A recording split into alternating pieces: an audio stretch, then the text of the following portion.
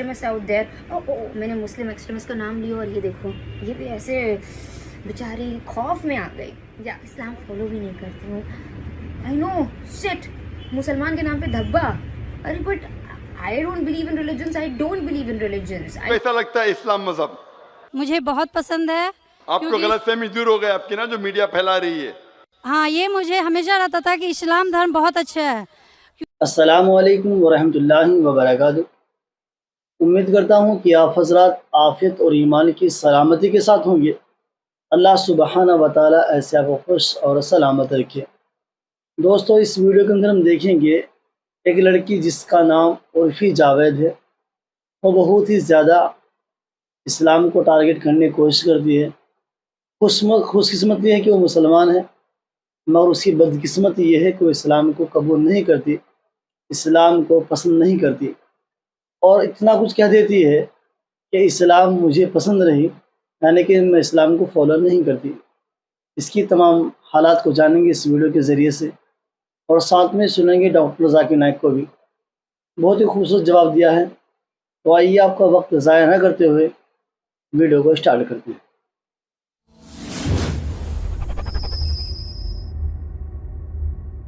Hello guys, so me and Lee, we are going to state some facts यहाँ पे, especially to all the Muslim extremists out there.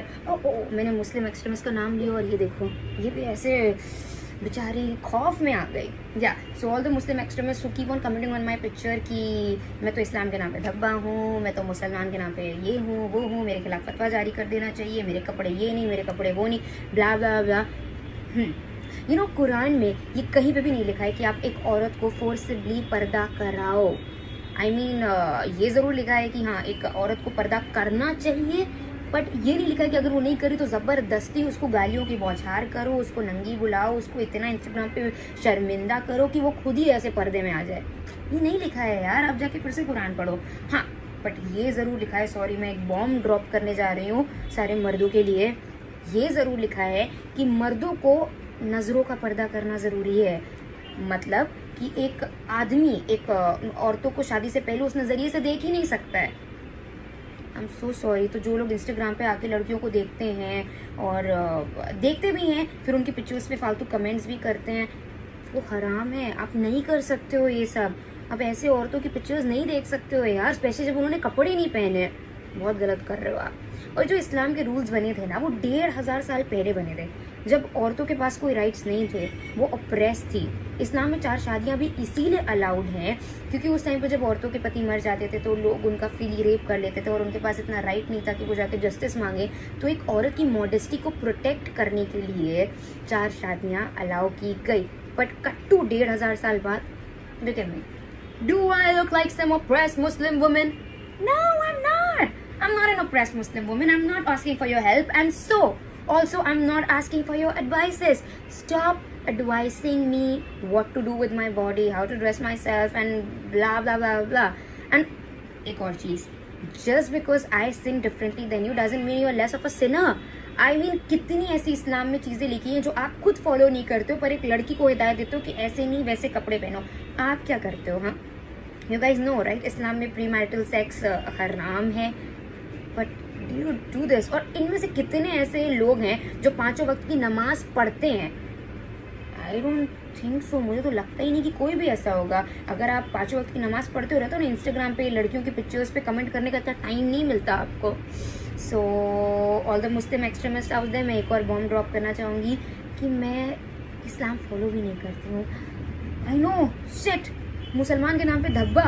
अरे but I don't believe in religions, I don't believe in religions, I am more like a spiritual person and that's my personal choice. और अल्लाह भी एक ही चीज़ कहते हैं कि जो भी चीज़ करो वो दिल से करो। अगर आप दिल से कुछ नहीं कर रहे हो, सिर्फ ऊपर जाने के लिए कर रहे हो, तो जो आप कर रहे हो ना, 5 वक्त की नमाज या जो कुछ भी, आपको कभी जन्नत नसीब नहीं होगी। मतलब उससे बेटर है कि आप जाके किसी इंसान की हेल्प कर दो, किसी गरीब की हेल्प करो, किसी मजलूम आदमी की हेल्प करो, और औरतों को उस नज़रिए से देखना बंद करो। तब जाके फिर भी कुछ हो सकता है, तब आप एक सच्चे मुसलमान कहलाओगे। ऐसा तो नहीं। मेरा नाम डॉक्टर श्वेता और मैं कटिहार से बिलोंग करती हूँ। और मैं जाकिर साहब से पूछना चाहूँगी कि मैंने 10 साल से पीस टीवी देख रही हूँ और मुझे खुशी है कि आज मैं उनसे रूबरू हो रही हूँ। और सबसे पहला सवाल ये है कि ऊपर वाला जब सबको, चाहे वो हिंदू हो, मुस्लिम हो, सिख हो, ईसाई हो, सबको बनाया, तो फिर सबसे ज़्यादा मुस्लिमों को क्यों हिकारत की निगाह से अदर्स रिलीजन्स वाले देखते हैं? रीजन क्या है? दूसरा सवाल ये है कि ऊपर वाला एक है, ये सभी जानते हैं, हिंदू मुस्लिम जो भी धर्म से बिलोंग करते हैं, लेकिन फिर भी वो क्यों मतलब ये नहीं समझ पाते कि ऊपर वाला एक है या ईश्वर एक है या गॉड एक है? क्यों कन्फ्यूजन में वो अपनी ज़िंदगी बिताते रह जाते हैं? बहन के दो सवाल है। सवाल के पहले उन्होंने कहा कि वो पीस टीवी 2006 से देख रहे हैं और टेलीविज़न पे मुझे और कई सालों पहले से देख रहे हैं। उनका सवाल है कि बाकी लोग मुसलमान को ऐसी गलत नज़र से क्यों देखते हैं, ये पहला सवाल। और दूसरा सवाल कि सब मज़हब वाले जब जानते खुदा एक है तो एक खुदा में क्यों नहीं मानते? इनके दो सवाल है। बहन, पहला सवाल जो आपका था कि लोग मुसलमान को गलत नज़र से क्यों देखते हैं, इसकी मेन वजह है, जैसे मैंने पहले कहा, वो है मीडिया। आज मीडिया, जैसे मैंने कहा, सबसे ताकतवर टूल है, सबसे ताकतवर हथियार है। मीडिया आज एक हीरो को विलन बना सकता है, विलन को हीरो बना सकता है, दिन को रात, रात को दिन। तो ये मीडिया का खेल है, बहुत आसान है।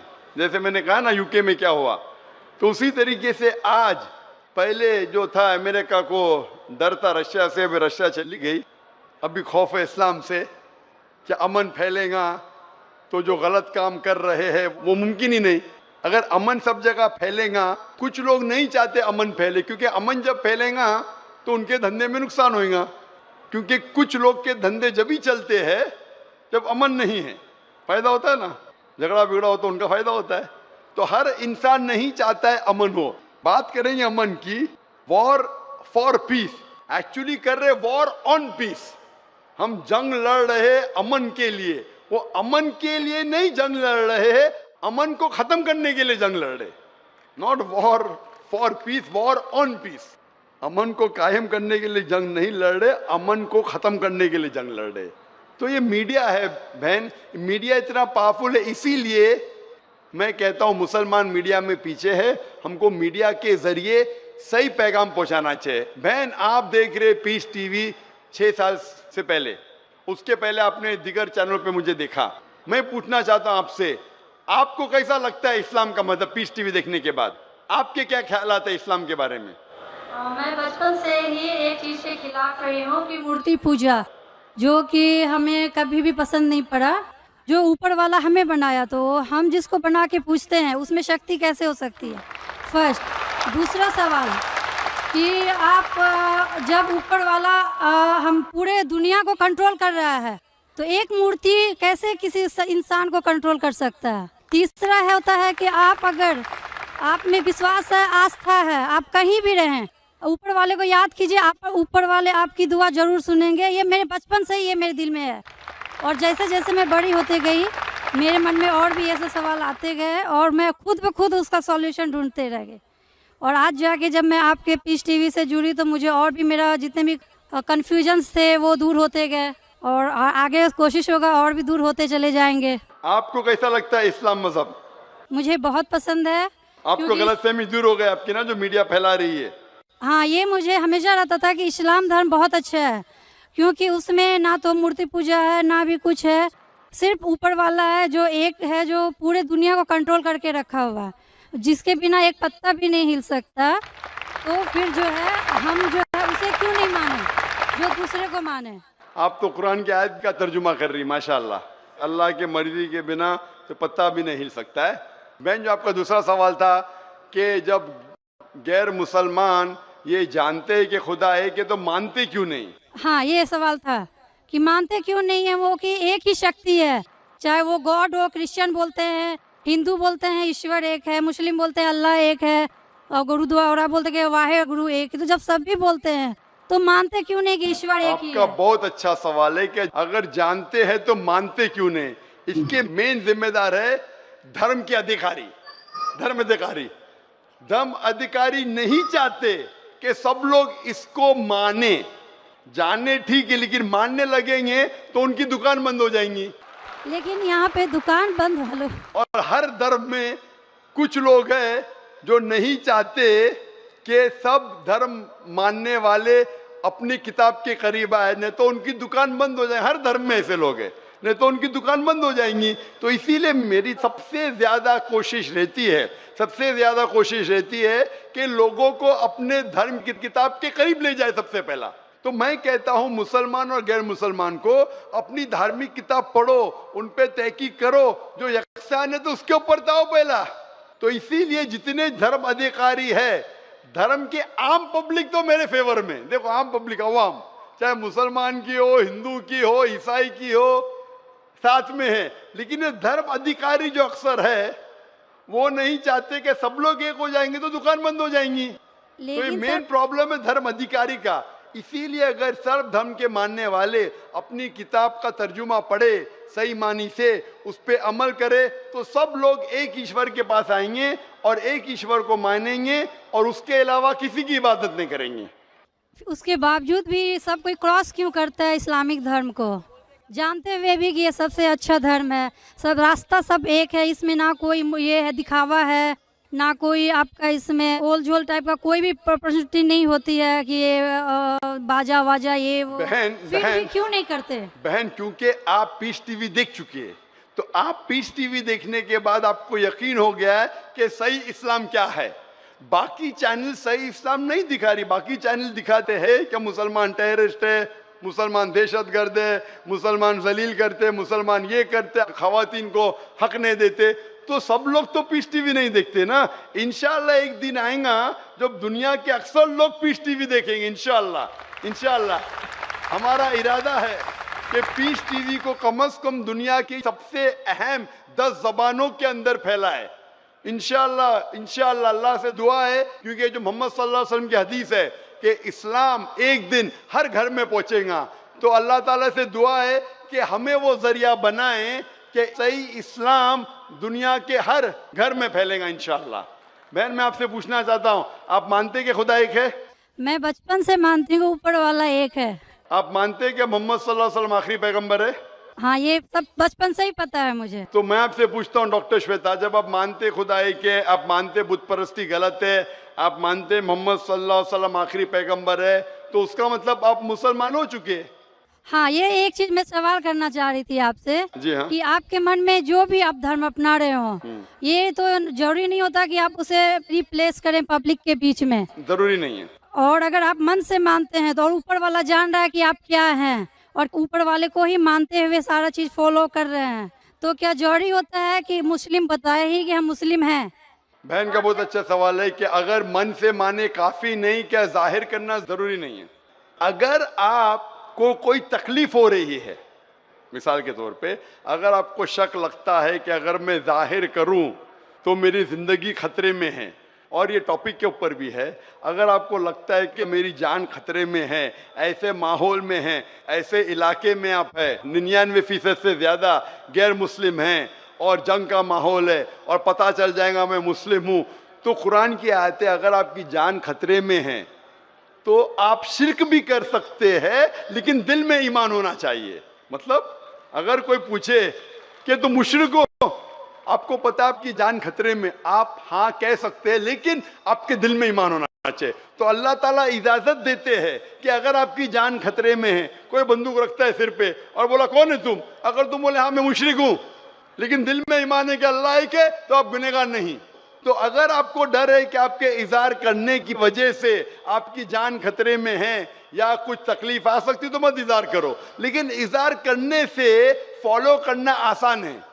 जो शख्स इज़हार करता है वो फॉलो भी करेगा, अगर इज़हार नहीं करेगा, बोलता मैं मुसलमान हूं, अगर उसके जान का खतरा है तो कोई हर्ज नहीं, उसके दिल उसके बीच में और खुदा के बीच में इज़हार करने की जरूरत नहीं। लेकिन जान का खतरा नहीं है, फिर भी बोलते हैं नहीं मैं जान का खतरा नहीं है, मुझे कोई तकलीफ नहीं, छोटी मोटी तकलीफ है, इसलिए मैंने इज़हार करूंगा, फिर क्या होगा? फिर उसको अमल करना मुश्किल होगा। अगर छोटी मोटी तकलीफ है तो इज़हार करना चाहिए, क्योंकि उसको अमल करने में आसानी होगी, नमाज पढ़ने में आसानी होगी, रोज़ा रखने में आसानी होगी। अगर कबूल नहीं करेंगे तो मुश्किलात और बढ़ेंगी। लेकिन अगर मुश्किलात इतनी हैं कि आपको जान का खतरा है, तो आप माइक्रोफोन पे भी नहीं आती थी। मैं भी फील्ड में हूँ ना बहन, अगर आपको जान का खतरा होता था तो माइक्रोफोन पे आके आप बोलती भी नहीं थी कि मैं बुत परिस्थिति के खिलाफ हूँ, मैं खुदा में मानती हूँ। जब इतना बोल दिए तो मुझे यकीन है आपके जान का खतरा नहीं है। मैं भी फील्ड का हूँ ना, आप डॉक्टर है, मैं भी डॉक्टर हूँ। आप कौन से डॉक्टर है पता नहीं, मैं जिस्म का डॉक्टर हूँ। आप पीएचडी डॉक्टर है क्या, मेडिकल डॉक्टर है, कौन से डॉक्टर है बहन आप? डेंटिस्ट। डेंटिस्ट है, माशाल्लाह, करीब पेशा है। मैं मेडिकल डॉक्टर एमबीबीएस हूँ, आप डेंटिस्ट है। आपको कैसे पता चलता है दांत में दर्द हो रहा है तो क्या प्रॉब्लम है, बराबर ना? तो वैसा मुझे भी थोड़ा थोड़ा पता चल जाता। मैं जिस्म के डॉक्टर के अलावा रूहानी डॉक्टर भी हूँ माशाल्लाह। तो मुझे पता आपको जान का खतरा नहीं है। तो जान का खतरा नहीं है तो मेरी ये राय है, इज़हार करने से आपको अमल करने में और आसानी होगी। ये मुझे पता है। पता है आपको ना? हाँ। तो आपको जान का खतरा है? अब मैं अभी क्लियर नहीं कर सकती कुछ भी आपसे। और एक लास्ट सवाल ठीक है पूछना इंशाल्लाह, चाहती हूँ लेकिन आपसे। आप मेरे नजदीक आप मुस्लिम हैं। इंशाल्लाह अल्लाह आपको और हिदायत दे, जानने के लिए और अमल करने के लिए भी। तो देखा किस तरीके से डॉक्टर जाकिर नायक साहब ने बात को क्लियर किया है कि मुसलमान हो गया तो उसके लिए अमल करना भी ज़रूरी है, और बंदा जिस चीज़ को ज़ाहिर कर देता है उस पर अमल करना आसान हो जाए। इसलिए दोस्तों, उम्मीद है कि आपको ये वीडियो पसंद आई हो। तो आपसे चलिए मुलाकात हुई नए टॉपिक और नए वीडियो के साथ। अपने भाई को दीजिए इजाज़त। अल्लाह हाफ़िज़।